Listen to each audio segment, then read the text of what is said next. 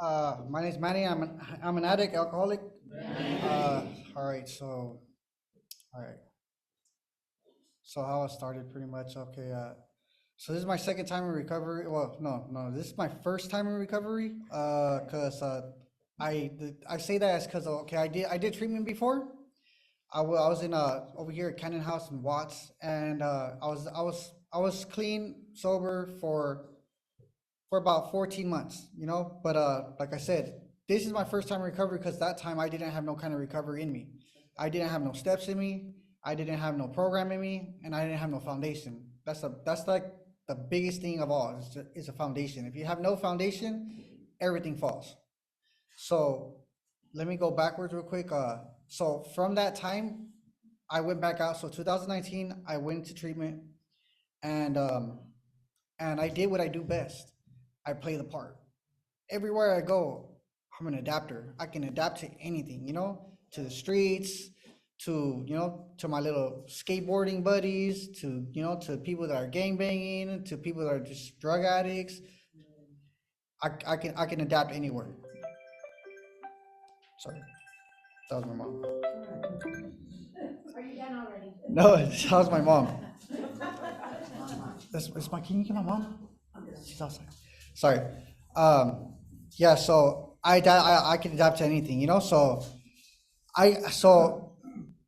so I thought I was fine just because I was busy, so I would go to meetings and I would just be a seat filler, just like everybody else, like I just seen you guys as a seat filler, and I filled a seat too. So as soon as the meeting started, I was there, and as soon as the meeting was over, I was gone. I didn't get to know anybody or anything, like I didn't want to get to know I didn't want to get to know anybody, so I didn't. Um, so I would just pop into meetings. I would go to work and I would go to the gym. So I was just thinking, just being busy was good enough, but it wasn't. I came to find that out when COVID-19 happened. When COVID-19 happened, they closed. The first thing they do was like start shutting everything down. They closed the gyms. That was one. That was my lifeline. Then they closed the meetings. That's the only other place I had to go. So they closed that off, and I wasn't gonna do the Zoom thing. I just couldn't do the Zoom. Um, so from there, I just started, I thought I could work, so work, I had a regular job, and then I do Postmates. So I did that for a while, and then little by little, I found myself getting closer and closer to the homie's house, and then one thing led to another. I just started going to the homie's house, and then he was drinking already, and he started smoking weed, and I just thought one little sip could do, it's fine, I could do that, so I took a little sip of beer. I was fine, I was cool, for, about a week or two, and then, out of nowhere, I pick up my friend, we go pick up another friend, and they want to smoke, they need a spot to smoke, so go ahead. I thought the smart idea was go ahead, you use my car. As soon as they started smoking, I wanted to take a hit. So I took a hit, and then I was off and running again. And then it's true when they say that you pick up right where you left off. It's because the next morning at 6 o'clock in the morning, I was already at the liquor store buying a big ass Amsterdam bottle, and I went to go get a room, and I took it to the head, and then from then on forward, I was just drinking and drinking and drinking and drinking. Nothing but vodka. That was the quickest time I started getting the shakes. The quickest time I started, the quickest time everything. It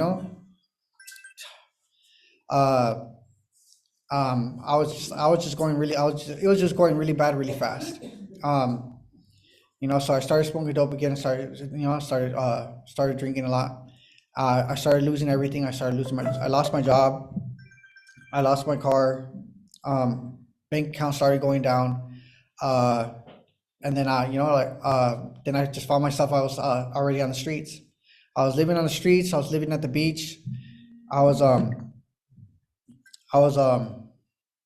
sorry, my phone kept on ringing.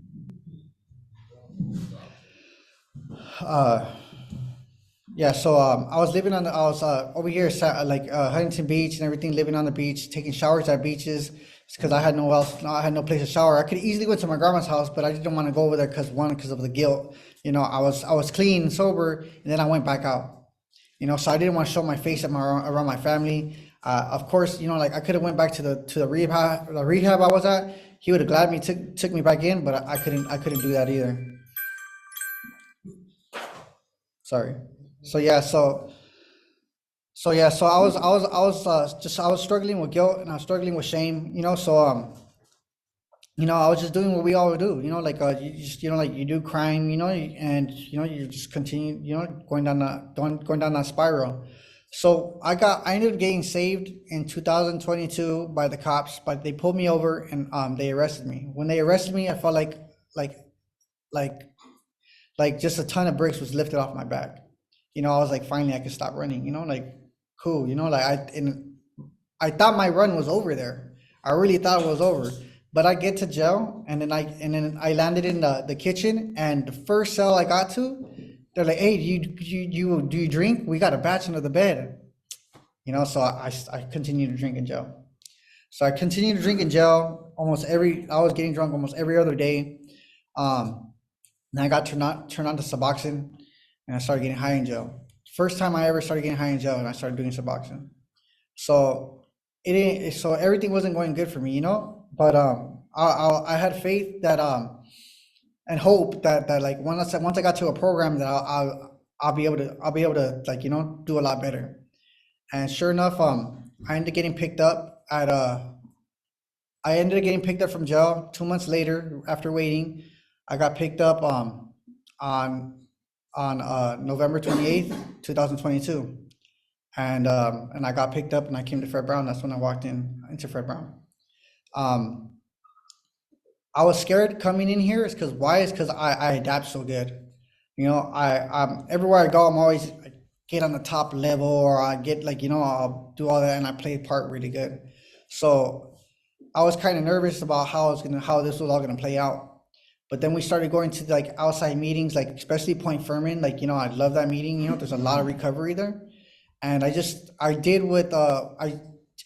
took the suggestions, like I took the contents out of my ears and I stuffed them in my mouth, and I started listening to everything, and I started taking everything as a sponge, and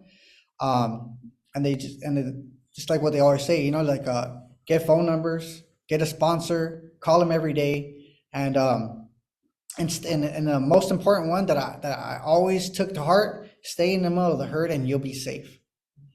So I did that. I did that, and I still continue to do that today. Like I jump in the middle of the herd and I stay there. Like if somebody invites me to an outing, I'm going. Like if somebody wants, we're gonna go out to eat over here, I'm going. If there's something going on over here at an Alumni club, I'm going. Because like I said, if you stay with the winners, then more than likely you're gonna be a winner too. So yeah, that's where I'm at.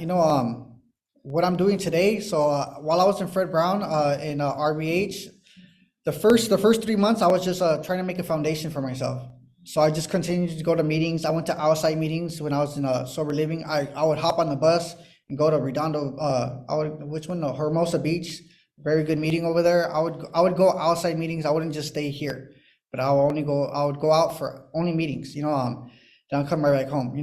After 3 months being RBH, I started going to school to be a dog groomer. So and I graduated that right when I graduated Fred Brown. I graduated being a dog groomer. So now, so I found a job being a dog groomer for the weekends. They started getting busy, and then they brought me on. Now I'm a full-time dog groomer.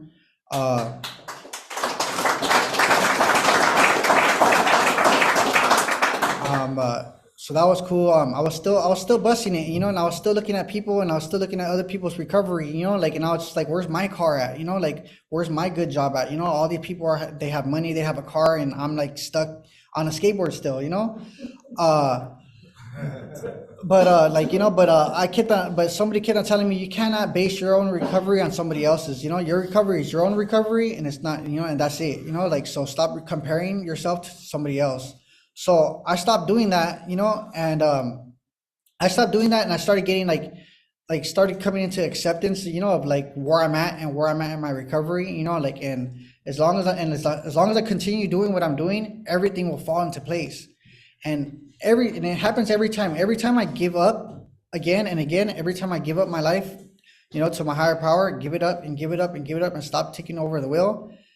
something ends up falling into place.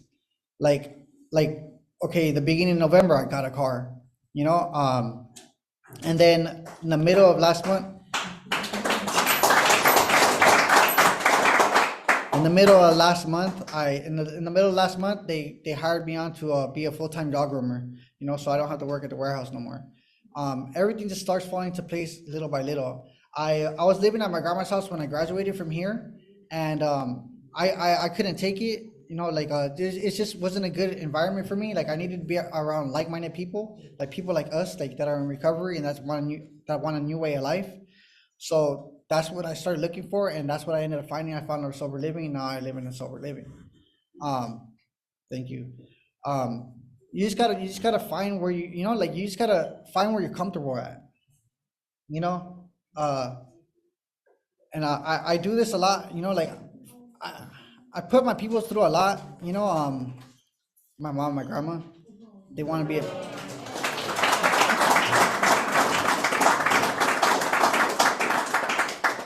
yeah, I put them through a lot, you know. So but you know, like they say, you can't do this for people, it's because then it won't last. So you really got to do it, and you really got to do it for yourself, you know. And I got tired of living the way I was living. I got tired of living that way. I got tired of being guilt, like just strict with guilt, you know, and shame.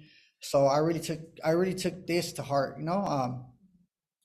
I do everything that I can so I can keep my so I keep my recovery, you know, like, and my sobriety. I talk to my sponsor every day, and I continue to do these steps. You know, if I like the ones that came in today, you know, like literally a year ago, I was in your shoes. Like I literally walked into Fred Brown, you know, last year today. You know, so just continue to hold on to your seat. Just continue to hold on to your seat, and if you want this, you can have it, you know. But if you don't want this, then don't worry about it, you won't get it, you know. So thank you for letting me share.